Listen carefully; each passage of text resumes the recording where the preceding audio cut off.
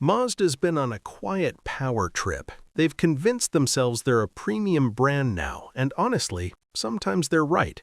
But sometimes you're just paying extra for the badge and hoping the math doesn't catch up to you. I'm Scott from iShow Autos. Today we're breaking down the best and worst Mazda SUVs for 2026, the ones that actually make sense, and the ones I wouldn't sign for even with a solid APR. Before we get into it, hit subscribe and ring the bell. It keeps the channel moving and makes sure you catch everything we drop.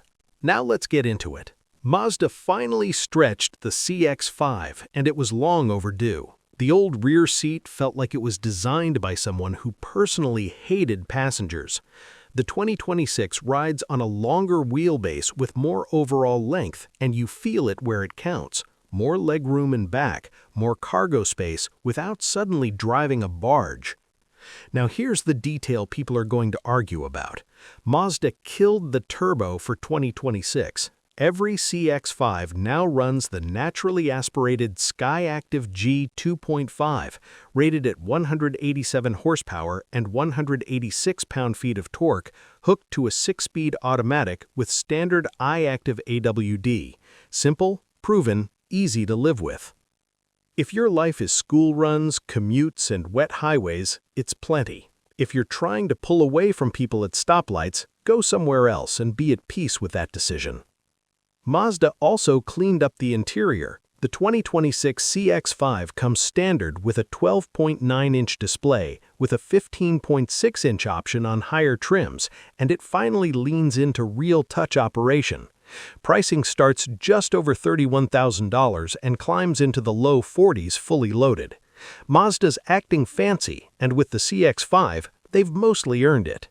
Gas prices don't care about your premium aspirations. That's why the CX-50 Hybrid is one of the easiest recommendations in this lineup for anyone putting real miles on a vehicle. Mazda didn't overthink this one. They used a proven hybrid layout and tuned the rest of the SUV the Mazda way.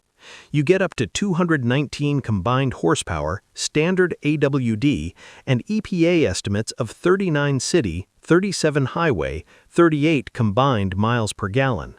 Mazda also quotes an estimated 551-mile total range, and that number actually changes how you drive, not just how you talk about it. MSRP starts at $34,750. What makes this work day to day is the torque delivery. Electric motors fill in the dead zone off the line, so it pulls cleanly in traffic without straining a small four-cylinder to its limit. It's still a compact SUV, keep your expectations in check, but for merging and passing, it feels stronger than most non-turbo crossovers in this class. If you're counting miles per dollar, this one's hard to beat. Three-row SUVs usually ask you to sacrifice driving feel on the altar of practicality. The CX-90 is the exception. Mazda built this on a longitudinal platform with rear-biased iActive AWD, so it doesn't handle like a rolling appliance. Most trims run the 3.3-liter turbocharged inline-six with 48-volt mild hybrid assist and an 8-speed automatic, 280 horsepower and 332 pound-feet in standard trim, jumping to 340 horsepower and 369 pound-feet in S models. The torque is the whole story. It pulls hard without screaming, which is exactly what you want when you're merging with 6 people in a full Costco run in the back. Towing capacity reaches up to 5,000 pounds on properly equipped inline-six models. Mazda's kinematic posture control keeps it flatter in corners than most three-row vehicles that pretend curves simply don't exist. Inside, it stays upscale without going full touchscreen chaos. Controls are where your hands expect them. This is the family hauler I'd actually sign for. Small SUVs usually give you two paths, boring and practical or fun and punishing. The CX-30 tries to be fun without making every pothole feel personal, and for 2026, Mazda backed that up with real updates. They added a brake-based limited slip differential across the CX-30 lineup, plus updated dampers for a smoother ride. That matters on wet pavement when one front tire wants to break loose and embarrass you. Combine that with iActive AWD, G-Vectorin Control Plus, and off-road traction assist, and you get a small SUV that stays planted in that distinctly Mazda way, sharp, not mushy.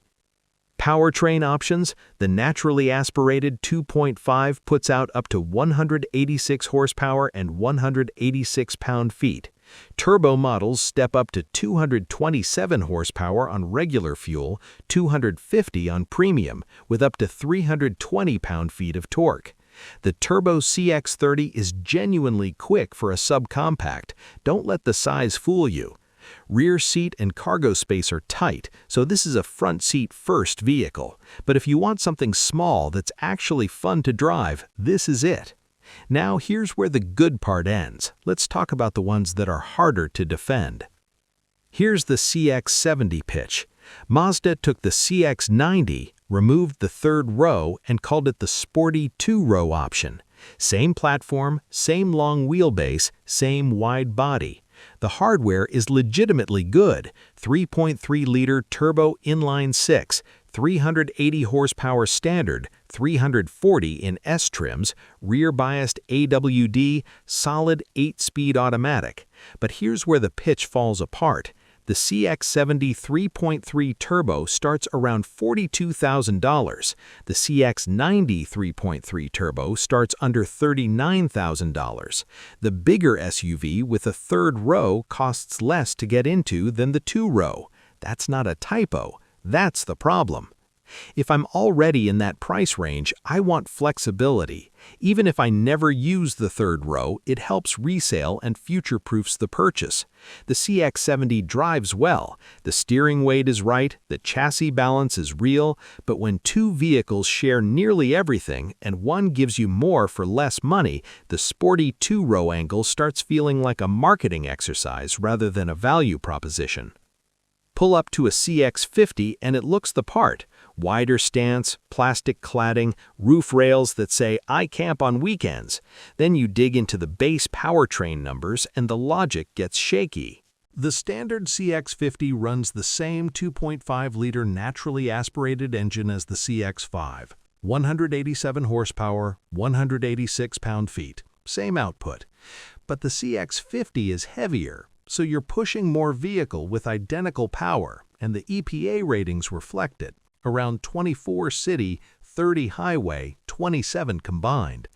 That's not bad, it's just not impressive for 2026. The turbo version fixes this.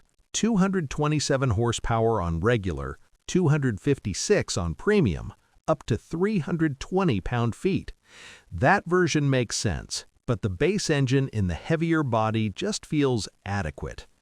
Pricing doesn't save it either. Low to mid-30s to start, and once you spec it up, you're knocking on CX-90 entry money. At that point, you have to ask yourself why you're not just stepping up to something with more power or more space. The CX-50 isn't a bad SUV. Steering is sharp, ride control is tight, it drives well. But the non-hybrid, non-turbo version lives in an awkward middle ground where the value case is genuinely hard to make. Mazda's 2026 lineup has real highlights. The CX-5, CX-50 Hybrid, CX-90, and CX-30 all earn their spots for different reasons. But the CX-70's pricing logic is tough to defend, and the base CX-50 needs either the hybrid or the turbo to justify its place on the lot. Buy smart. Don't pay for vibes. I'm Scott. This is iShow Autos. Subscribe, ring the bell, and we'll see you on the next one.